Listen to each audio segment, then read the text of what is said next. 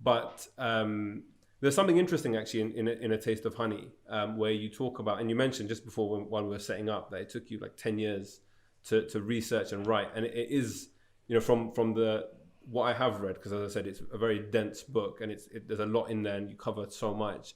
But it's very interesting for me, at least, that there's so much kind of Islamic sources and references throughout, because how I look at things is that there's a huge almost disconnect between what I see in Muslim space and what we discuss even on platforms like ours, and the rich kind of history that we have. And you mentioned in the book there's kind of this decline of erotology, and I'm going to ask you first what erotology is. But you mentioned that the heyday was in the 9th to the 14th century, and then there was a kind of a decline. So firstly, what is erotology, and what do you attribute that decline to, and where have we gone wrong, essentially? Sure. So erotology is defined as the study of desire and sex. It comes from the Arabic literary genre called ilm al-bah, meaning literally translated as art of sex.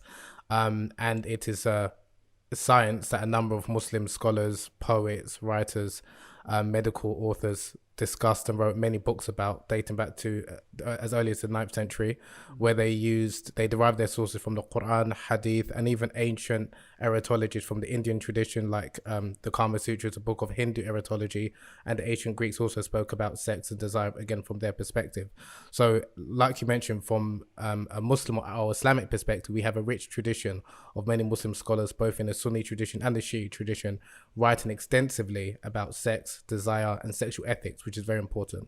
And again, the purpose of these books was not to only speak about the importance of mutual pleasure, obviously within the confines of marriage, but understanding the importance of female romantic fulfillment, because that's something that many people don't really speak about, especially nowadays. Whereas a lot of the early Muslim scholars, when they were speaking about erotology, the target audience was primarily men, and they were teaching men not only about female desire, but also how to get the best, how to ensure that your wife is satisfied in the bedroom. So they wrote a great length about it. And like you said, there were many books written between the 9th and 14th century. And then towards the 19th and 20th century, that's when it tapered off considerably.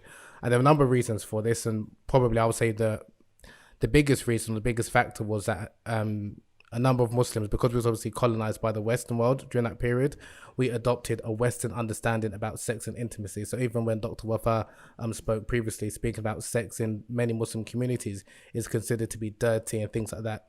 This type of framing, this type of wording, that comes from the European or Christian understanding about sex being dirty and nasty, whereas from an Islamic perspective, sex is a way, or pleasurable sex is a way to not only pleasure your spouse, but also to earn divine rewards with Allah subhanahu wa ta'ala. Exactly. And that's something that I try to emphasize in my book, that even if you haven't read it, the central aim is that Islam is a sexually enlightened religion, and sensuality should not be devoid of spirituality, as in you can seek sensuality, you can seek sexual pleasure, obviously within the confines of marriage, and that shouldn't be, that's part of spirituality. So this idea that sex is separated from spirituality, that's from a Christian perspective or some other religions, whereas in Islam they're both intertwined. And that's something that I wanted to highlight and bring to people's consciousness, especially Muslims, that we don't know that we have got a rich erotic literature tradition, predominantly in Arabic, predominantly written by men, but they emphasize importance, like I said, of